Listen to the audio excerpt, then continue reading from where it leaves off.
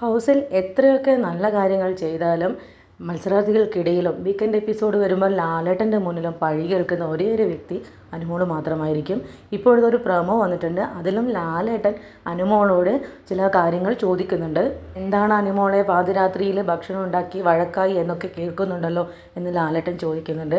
അതുപോലെ തന്നെ ഷാനവാസിനോട് ചോദിക്കുന്നുണ്ട്, കടലമാവ് കോമൺ ആണോ എന്ന്. കടലമാവ് കോമൺ അല്ല ലാലേട്ട, ഞങ്ങൾ പല രീതിയിൽ സംസാരിക്കുന്നുണ്ട്, അനുമോൾക്ക് പല നിലപാടാണ് എന്ന് ഷാനവാസ് പറയുന്നുണ്ട്. ആദിലയും അത് തന്നെയാണ് പറയുന്നത്. പല സമയത്ത് പല രീതിയിലുള്ള നിലപാടാണ് അനുമോൾക്ക്, അതിൽ ഞങ്ങൾ യോജിക്കുന്നില്ല എന്ന്.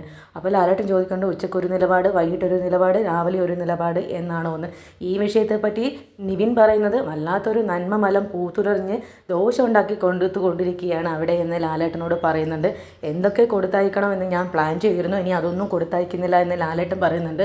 ഇതൊക്കെ കേട്ട് വിഷമത്തോടെ ഇരിക്കുന്ന അനുമോളെ പ്രമോയിൽ കാണുന്നുണ്ട്. എന്ത് തന്നെ ആയി കഴിഞ്ഞാലും, എത്ര നല്ല കാര്യങ്ങൾ ചെയ്തു കഴിഞ്ഞാലും അനുമോൾ തന്നെയാണ് പഴി കേൾക്കുന്നത്. വീക്കെൻഡ് എപ്പിസോഡ് വരുമ്പോൾ ലാലേട്ടന് അനുമോൾ തന്നെയാണ് കണ്ടന്റ്, ഹൗസിലുള്ളവർക്കും അനുമോൾ തന്നെയാണ് കണ്ടന്റ്. എന്ത് തന്നെയായി കഴിഞ്ഞാലും നല്ലൊരു മത്സരാർത്ഥി തന്നെയാണ് അനുമോൾ. എന്തായാലും ഇന്ന് നടക്കുന്ന ടിക്കറ്റ് ടു ഫിനാലയിൽ അനുമോൾക്ക് വിജയിക്കാൻ കഴിയട്ടെ എന്ന് ആഗ്രഹിക്കുന്നുണ്ട്. മറ്റൊരു വീഡിയോ ആയിട്ട് കാണാം.